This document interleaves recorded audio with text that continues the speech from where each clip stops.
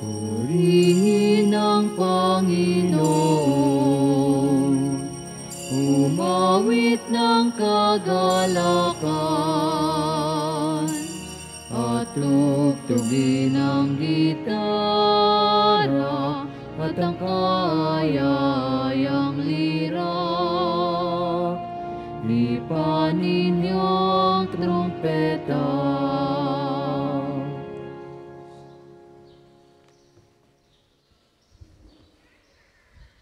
Sa ngalan ng Ama, ng Anak at ng Espiritu Santo. Amen. Ang pagpapala ng ating Panginoong Hesukristo, ang pag-ibig ng Diyos Ama, at ang pakikipagkaisa ng Espiritu Santo naway sumainyong lahat. At sumaiyo rin. Mga kapatid, upang tayong lahat ay maging marapat gumanap sa banal na pagdiriwang, pagsisihan natin at aminin ang ating mga nagawang kasalanan.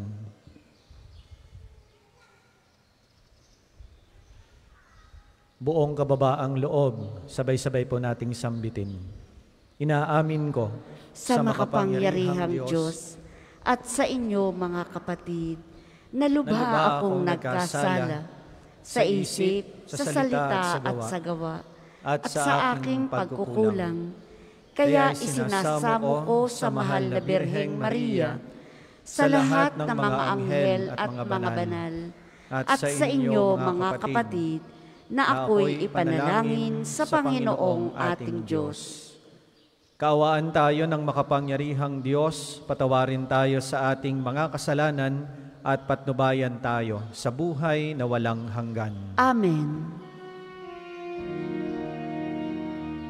Panginoon, kaawaan mo kami. Panginoon, kaawaan mo kami. Kristo, kaawaan mo kami. Kristo, kaawaan mo kami. Panginoon, kaawaan mo kami. Panginoon, kaawaan mo kami.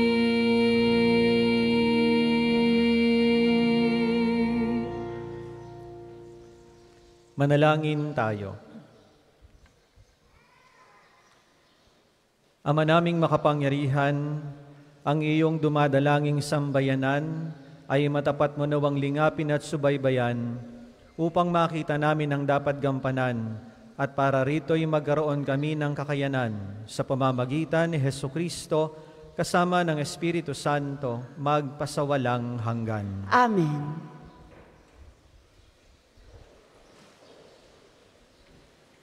Pagbasa mula sa unang aklat ni Samuel. Nung mga araw na iyon, matapos kumain sa silo, malungkot na nagtindig si Ana at nanalangin sa templo.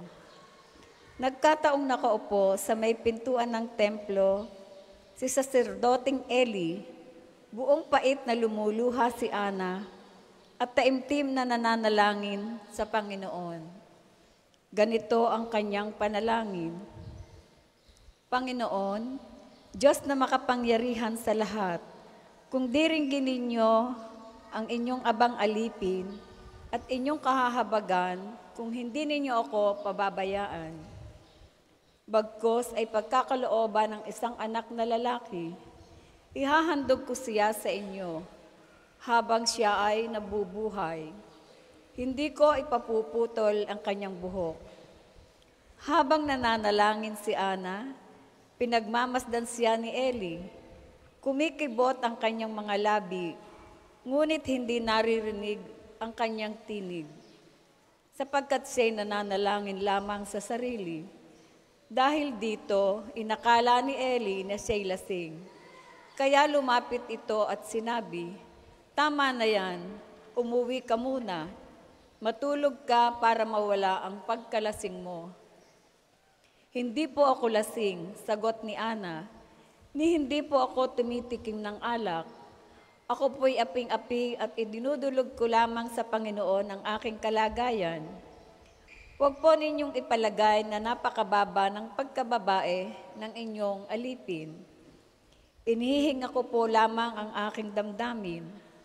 Dahil dito, sinabi ni Eli, magpatuloy kang mapayapa at naway ipagkaloob ng Diyos ng Israel ang iyong hinihingi. Sumagot si Ana, magkatotoo po sana ang inyong magandang hangarin para sa akin. Pagkasabi niyon, nagtindig siya at kumain. Wala na ang bigat ng kanyang kalooban. Kinabukasan, maagang-maaga silang sumamba sa Panginoon at umuwi sa Rama pagkatapos. Sinipingan ni Elkana si Ana at dininig ng Panginoon ang dalangin nito. Naglihis siya at dumating ng araw na siya'y nagsilang ng isang sanggol na lalaki. Samuel ang ipinangalan niya rito sapagkat ang sabi niya, siya'y kaloob sa akin ng Panginoon. Ang salita ng Diyos. Salamat sa Diyos. Ang tugon po sa Salmo, Diyos kong tagapagligtas, pinupuri kitang wagas. Diyos kong tagapagligtas, pinupuri kitang wagas. Pinupuri ko kayo poon dahil sa kaloob ninyo sa akin. Pinagtatawanan ko ngayon ng aking mga kaaway sapagkat iniligtas ninyo ako sa kadustaan. Diyos kong tagapagligtas, pinupuri kitang wagas. Nagapi ninyo ang mga makapangyarihan at pinalakas ninyo ang mahihina.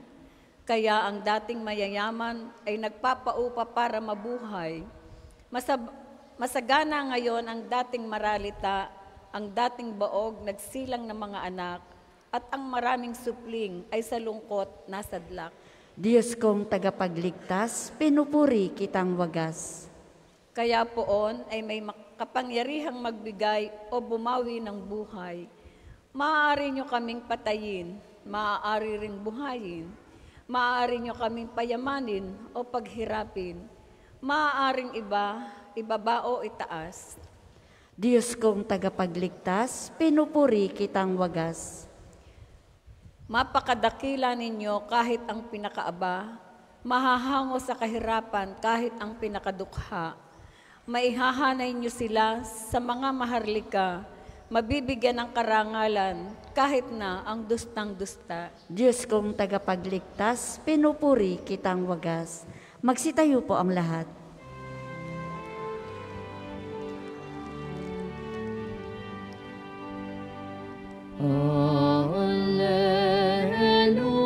Hallelujah, hallelujah,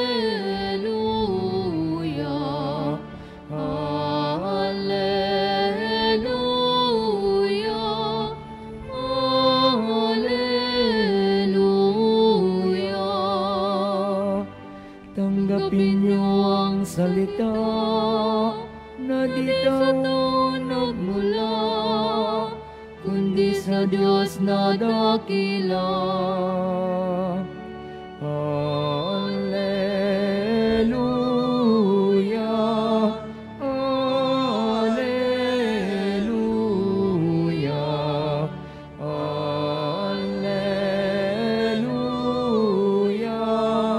hallelujah.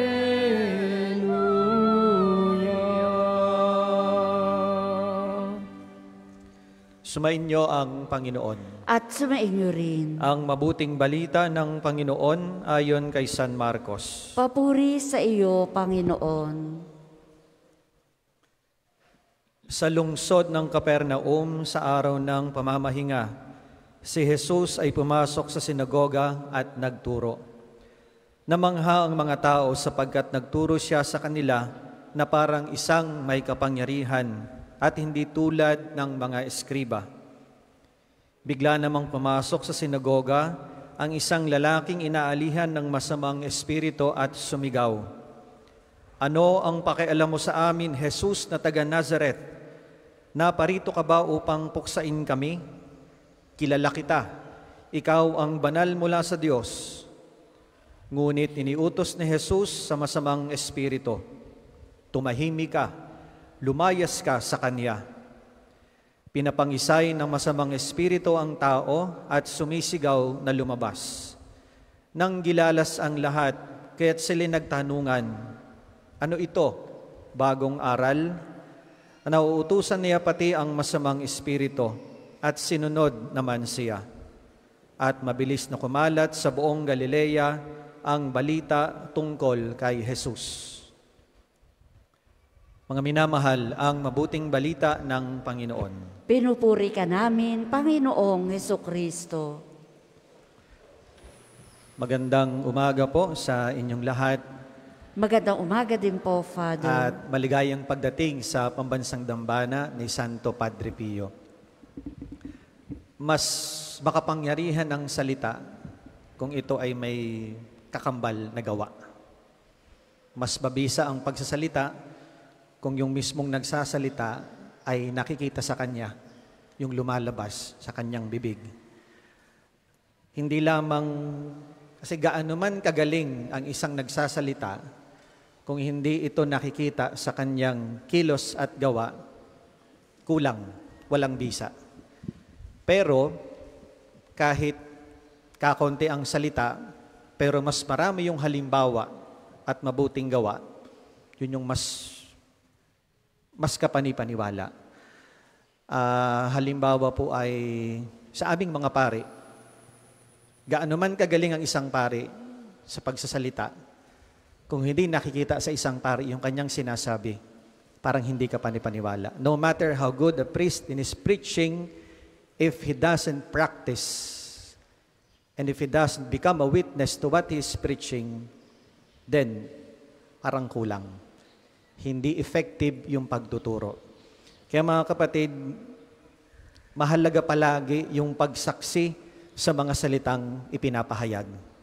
Mahalaga yung pagsasabuhay sa mga salitang ipinapahayag.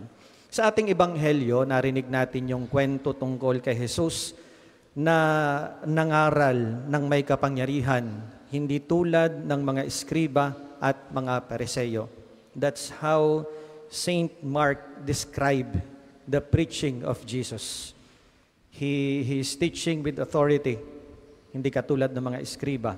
At dahil nga dito, pati ang masamang espiritu, pati ang demonyo ay tumatalima sa kanyang utos. Takot yung masamang espiritu, takot ang demonyo sa kapangyarihan ng salita. Sapagkat walang laban ang pwersa ng kadiliman sa pangangaral ng salitang nagkatawang tao. Tandaan po natin, when we speak of theology, Jesus is the Word made flesh. Si Jesus ang salita na nagkatawang tao. Kaya ganun na lamang yung kapangyarihan ng pangangaral ni Jesus. Sapagkat ang kanyang salita, una, nakikita sa kanyang buhay at siya mismo ang salita na nagkatawang tao. Kaya mga kapatid, sa ganitong sentido, totoo yung sinabi natin sa pasimula. May bisa at higit ang kapangyarihan ng salita kung ito ay may kalakip na gawa. Mas mabisa ang pangangaral ng isang Kristiyano na tapat na sumasaksi sa Ebanghelyo. Mas mabisa ang pangangaral ng isang nagtuturo kung ang kanyang itinuturo ay ipinapakita niya sa pamamagitan ng halimbawa. Sabi nga po ni Pope Francis, sabi niya ganito, modern man listens more to witness than to teachers. Kasi totoo nga naman, ang hirap paniwalaan ng isang taong nagsasalita kung hindi nakikita sa kanyang kilos at gawa ang kanyang ipinapahayag. Kaya mga kapatid, ito yung paalaala sa atin. Sa pamumuhay natin bilang mga Kristiyano, sana lagi tayong sumasaksi sa Ebanghelyo. Sa pamumuhay natin bilang mga Kristiyano at sa pagsaksi natin palagi sa Ebanghelyo, mulit-muling nagkakatawang tao ang mensahe ng Panginoon sa atin. Si Jesus ang salitang nagkatawang tao. May kapangyarihan ang salita kung ito'y nakikita at may kakambal palaging gawa. Pagpalain tayo ng Diyos ngayon at magpakailanman. Amen. Para po sa mga maghahandog ng sobre, pakihulog na lamang po sa buslo.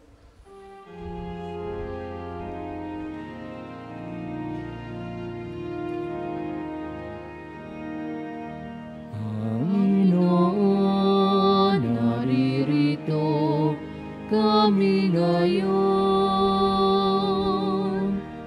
naghahandog ng aming alay.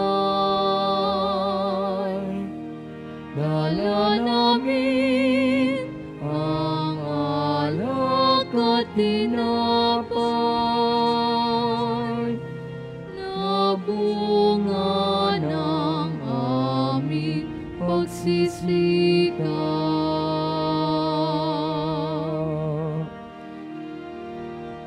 Naririto kami ngayon,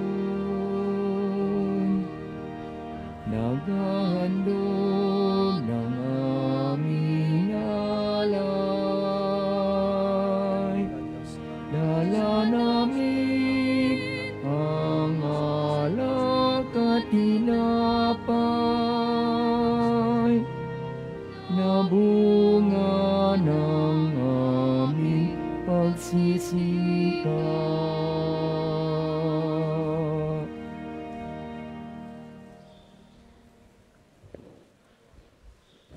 Magsitayo po ang lahat.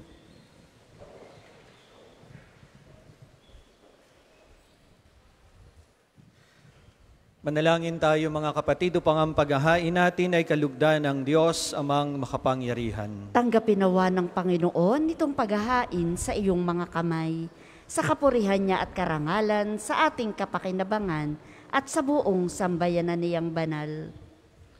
Ama naming lumikha, ang paghahain ito ng iyong sambayanan ay iyong marapatin ngayong paunlakan. Pakundangan dito, mapasaamin nawa ngayong kabanalan, at ang masugid naming dalangin ay iyong pagbigyan. Sa pamamagitan ni Hesukristo, kasama ng Espiritu Santo, magpasawalang hanggan. Amen. Sumainyo ang Panginoon. At sumainyo rin. Itaas sa Diyos ang inyong puso at diwa. Itinaas na namin sa Panginoon. Pasalamatan natin ang Panginoong ating Diyos. Marapat na siya ay pasalamatan. Ama naming makapangyarihan, tunay ngang marapat na ikaw ay aming pasalamatan. Sa iyong paglingap at kagandahang loob, ang tao ay nilikha mo at pinangangasiwa sa sansinukob. Sa hangad mong siya'y iwastong lubos, siya'y pinagdusa mo sa kanyang pagtalikod. Sa iyong pagiliw, iyong ipinahintulot na makabalik siya sa pamamagitan ni Kristo Jesus. Kaya kaisa ng mga anghel na nagsisiawit ng papuri sa iyo, nang walang humpay sa kalangitan, kami nagbubunyi sa iyong kadakilaan.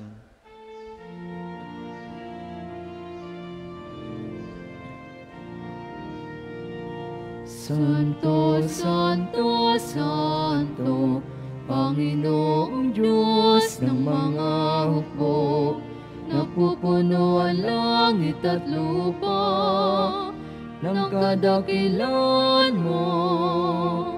Hosana, Hosana sa kaitaasan,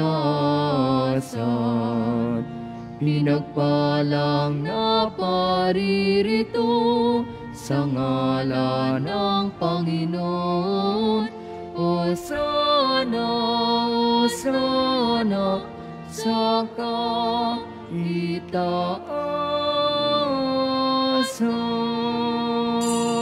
Kung hindi makaluluhod, manatili pong nakatayo ng may paggalang.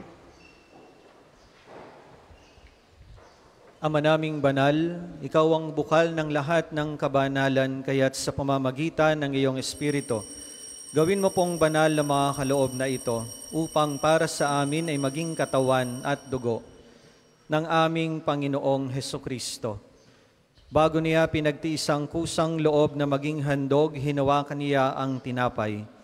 Pinasalamatan kaniya, pinagati-hati niya iyon, iniabot sa kaniyang mga alagad at sinabi, "Tanggapin ninyong lahat ito at kanin.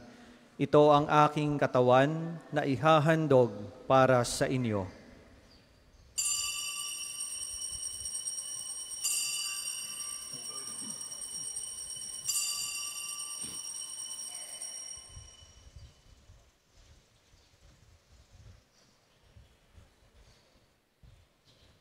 Gayon din naman noong matapos ang hapunan, hinawakan niya ang kalis. Muli kaniyang pinasalamatan, iniabot niya ang kalis sa kaniyang mga alagad at sinabi, "Tanggapin ninyong lahat ito at inumin. Ito ang kalis ng aking dugo ng bago at walang hanggang tipan. Ang aking dugo na ibubuhos para sa inyo at para sa lahat, sa ikapagpapatawad ng mga kasalanan. Gawin ninyo ito sa pag-alaala sa akin."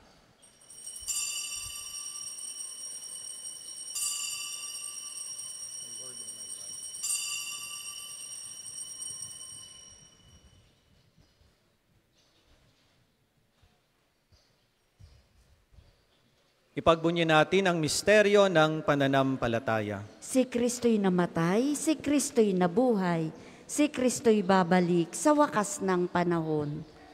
Ama, ginagawa namin ngayon ang pag-alaala sa pagkamatay at muling pagkabuhay ng iyong anak. Kaya't iniaalay namin sa iyo ang tinapay na nagbibigay buhay at ang kalis na nagkakaloob ng kaligtasan. Kami nagpapasalamat dahil kami iyong minarapat na tumayo sa harap mo para maglingkod sa iyo. Isinasamo namin kaming magsasalo-salo sa katawan at dugo ni Kristo ay mabuklod sa pagkakaisa sa pamamagitan ng Espiritu Santo. Amalingapin mo po ang iyong simbahang laganap sa buong daigdig.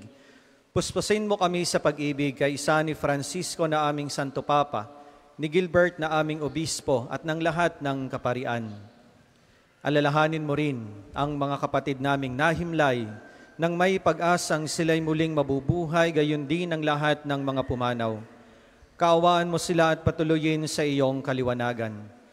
Kaawaan mo at pagindapatin kaming lahat na makasalo sa iyong buhay na walang wakas.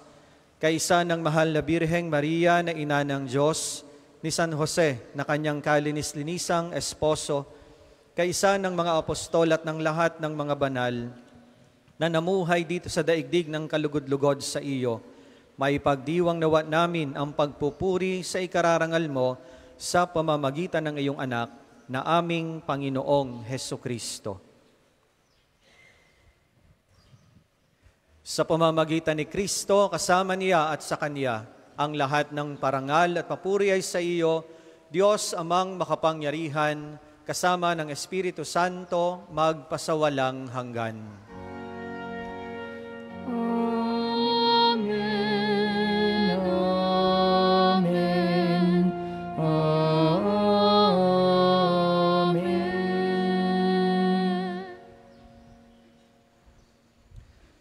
Sa tagubilin ng mga nakagagaling na utos, turo ni Jesus na Panginoon natin at Diyos, ipahayag po natin ngayon ng lakas loob.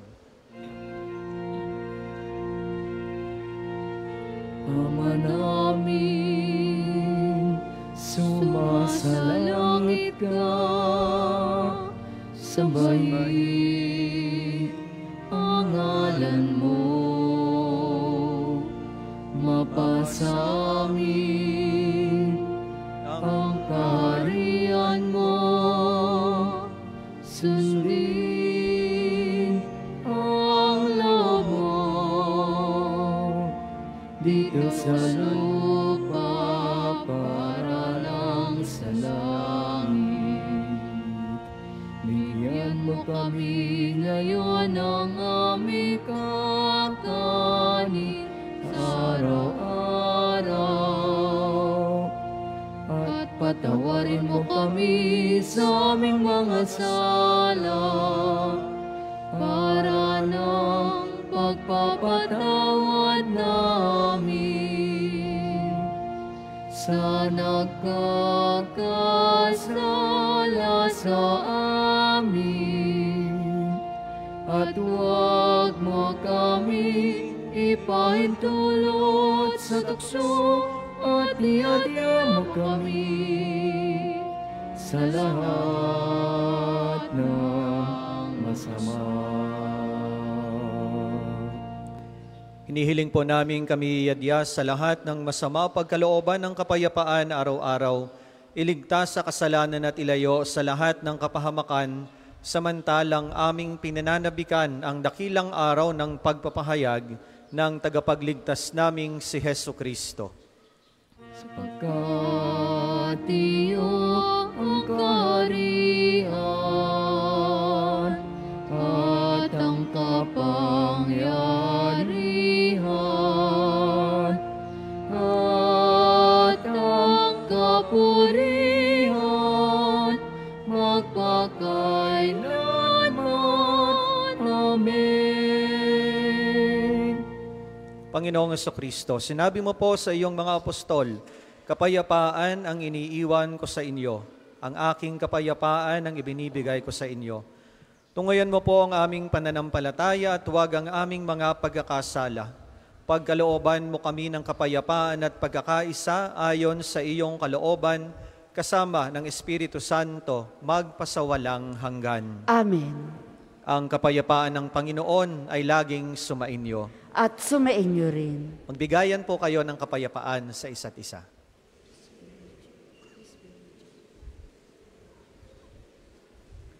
Kordero ng Diyos na nag-aalis ng mga kasalanan ng sanlibutan, maawa ka sa amin.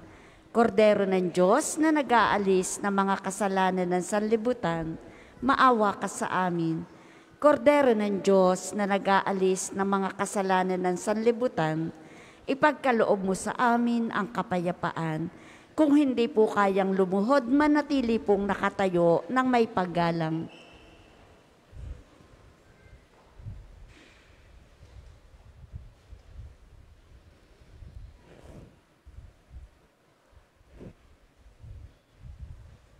Narito si Kristo, ang Kordero ng Diyos, ang nag-aalis ng kasalanan ng sanlibutan. Mapalad ang mga inaanyayahan sa kanyang piging. Panginoon, hindi ako karapat-dapat na magpatuloy sa iyo, ngunit sa isang salita mo lamang ay gagaling na ako. Pagsanggalang nawa ako ng katawan at dugo ni Kristo para sa buhay na walang hanggan.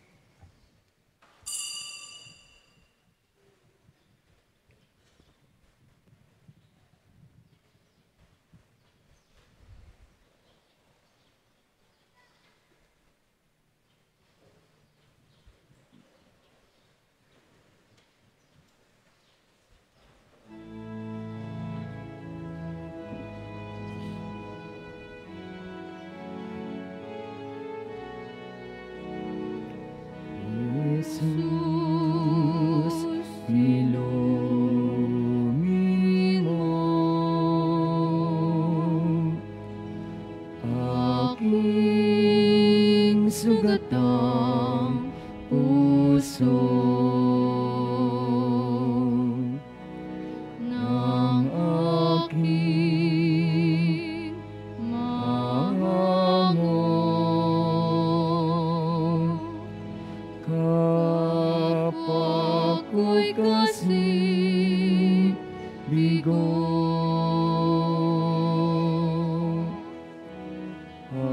hapis at pait, iyong patamisin at takam ang sakit ang maningasang rikit. O Jesus, ilumini mo aking sugatang puso ng aking mangamon. Kapag ko'y kasing bigo,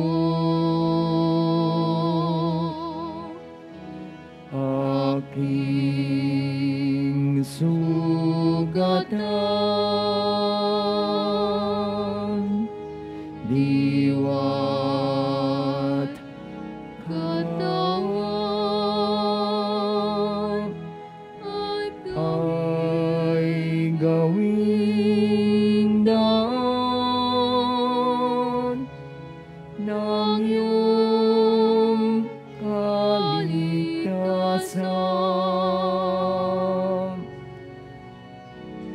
O Jesus, ilumin mo aking sugatang puso ng aking hango. Kapag ko'y kasing bigo, hapis at pait, iyong matamisin at hagkat ang sakit ng magningasang rikit. O Jesus, ilumin mo aking sugatang puso ng aking hango. Kapag ko'y kasing bigo.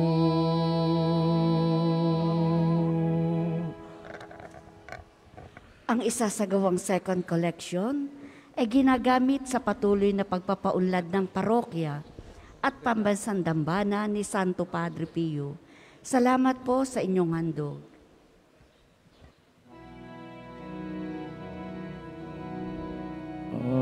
Aking sugatan, diwa't katawan ay gawin daan ng iyong kaligtasan.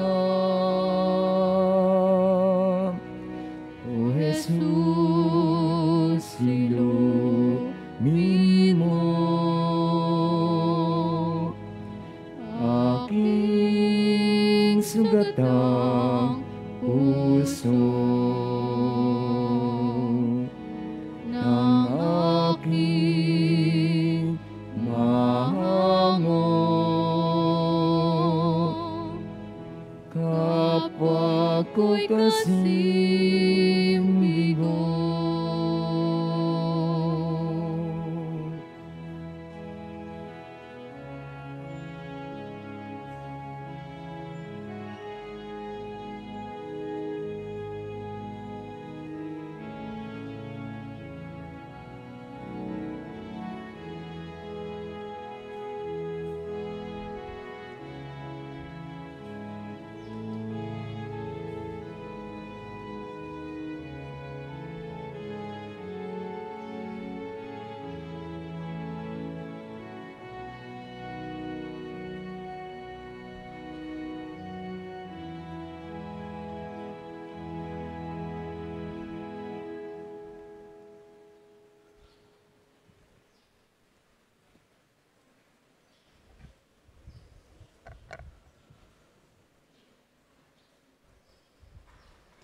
Magsitayo po ang lahat.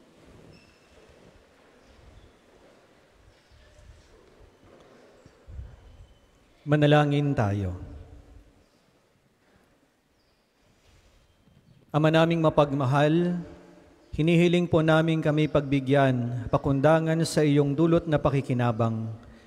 Ipagkalobong ikaw ay aming paglingkuran sa pamumuhay namin sa paraang iyong kinalulugdan sa pamamagitan ni Hesukristo kasama ng Espiritu Santo, magpasawalang hanggan. Amen. Sabay-sabay po nating dasalin ang panalangin ng pagtitiwala kay Santo Padre Pio.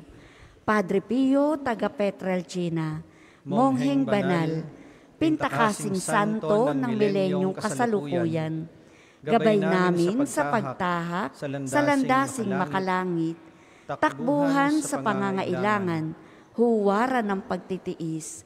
Sa iyo namin inilalapit aming mga kagipitan. Sa iyo po ibinibilin kalusugan at kabuhayan.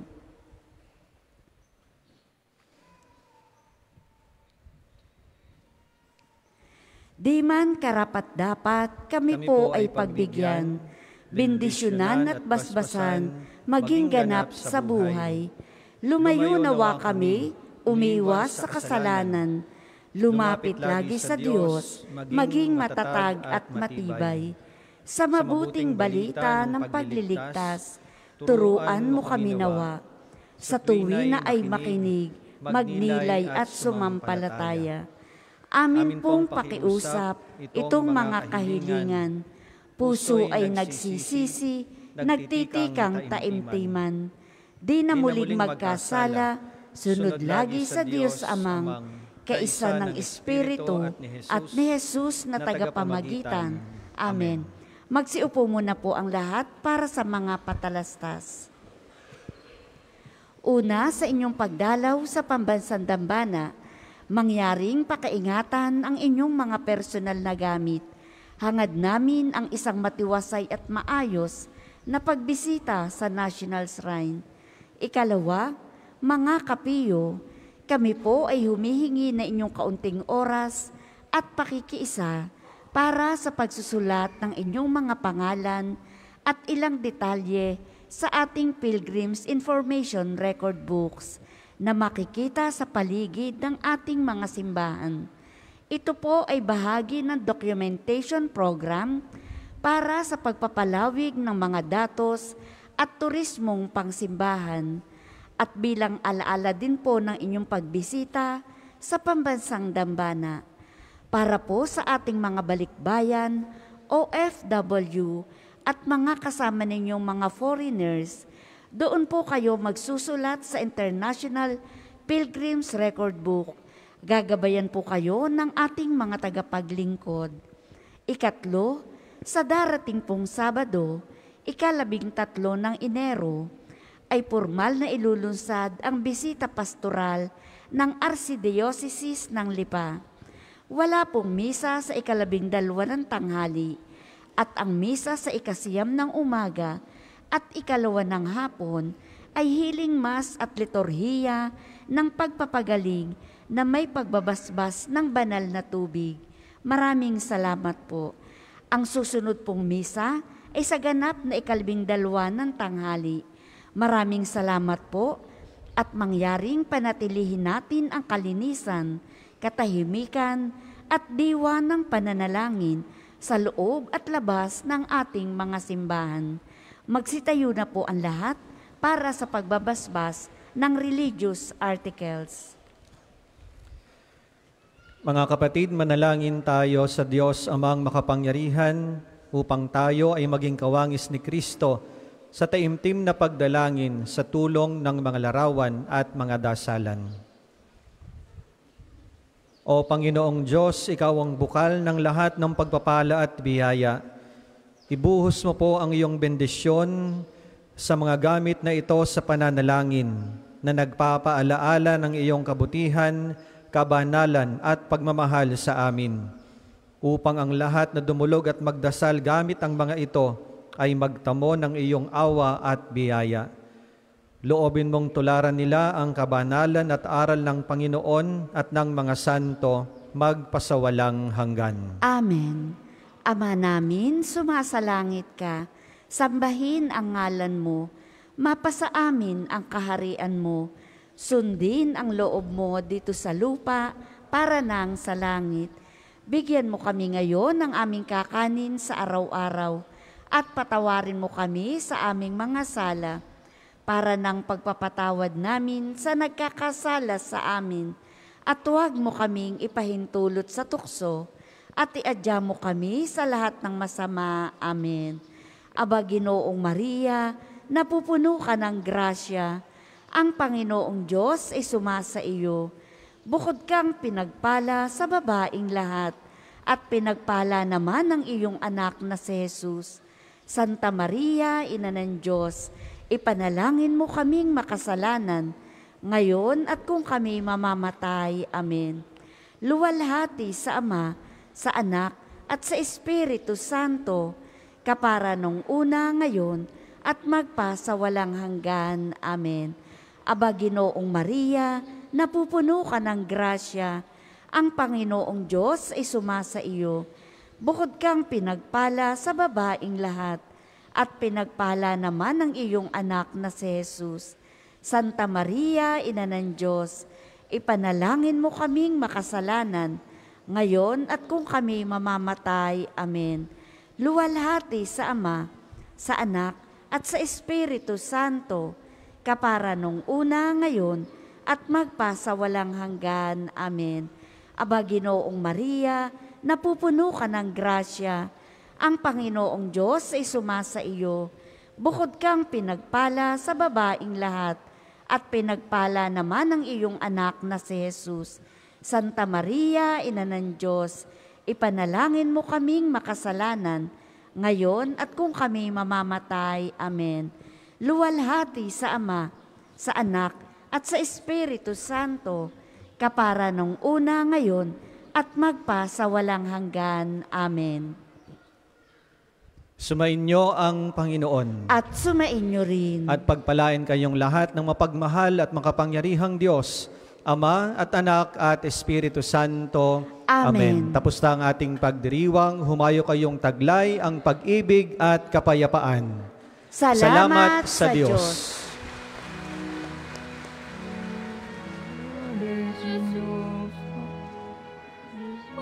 Padre Jesus Nazareno, inarangal ka namin. Nuestro Padre Jesus Nazareno, niluwalhati ka namin.